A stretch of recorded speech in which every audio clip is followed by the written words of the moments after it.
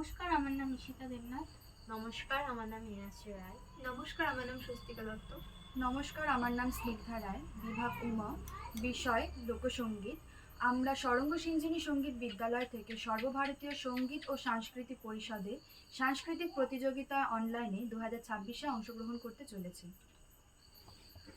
ও আমার দরদি, আগে জানলে তোর ভাঙা নৌকায় চলে